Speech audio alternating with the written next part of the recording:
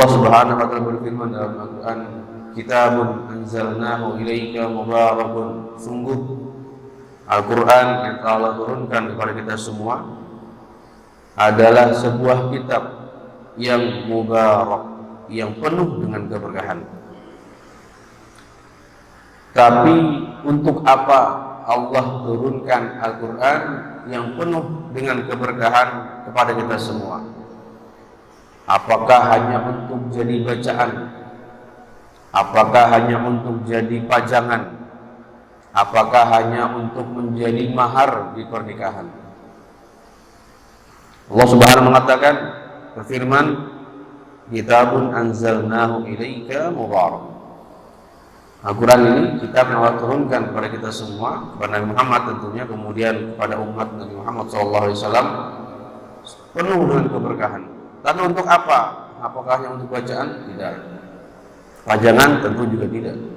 Kata Allah Subhanahu wa taala, "Liyadabbaru ayati."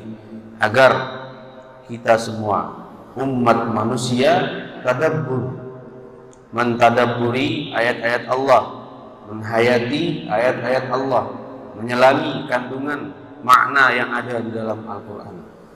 Jadi bukan hanya kita membaca, bukan hanya kita menghias jadi pajangan dan lain sebagainya, tetapi Al-Quran dengan segala keberkahan yang ada di dalamnya Allah turunkan kepada kita semua agar kita mentadabbur, menyelami makna yang ada di dalam Al-Quran.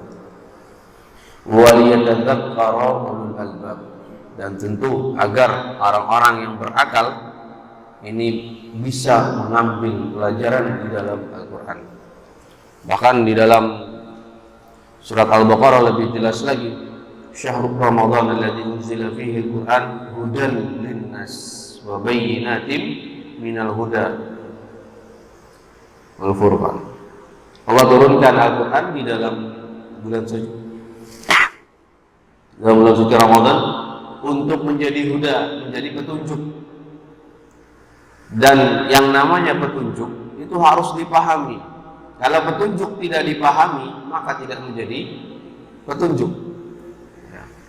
Coba kalau Bapak semua yang hadir di sini beli alat elektronik, apapun itu, ya, mau HP, laptop, AC dan lain sebagainya, itu ada buku panduan, ada buku petunjuk, bahasanya bahasa Mandarin.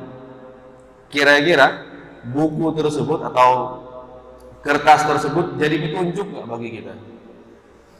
Enggak. Kenapa? Karena kita nggak paham bahasanya bahasa Mandarin. Bahkan seperti ini juga, kalau kebetulan kita keluar negeri,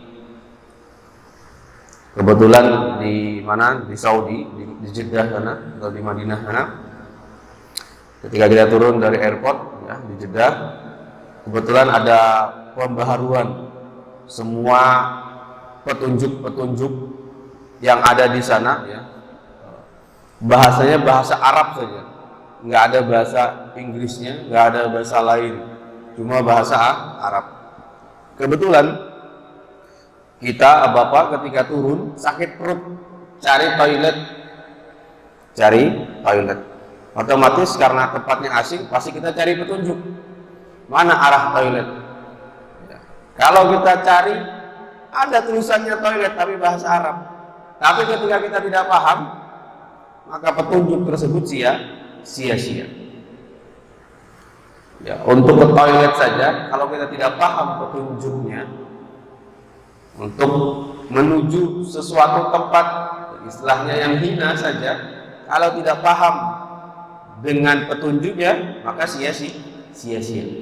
Bagaimana dengan kehidupan yang Allah Subhanahu wa taala telah anugerahkan kepada kita dan di dalamnya penuh dengan segala fitnah?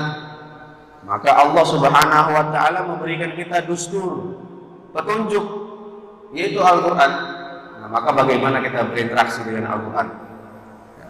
Kalau sebelumnya kita sudah memperbaiki bacaan, alhamdulillah, karena yang orang-orang yang mahir di dalam membaca Al-Quran, sebagian hadis Nabi Muhammad SAW, al-mahir bil Quran ma'a safaratil kiramil bararah.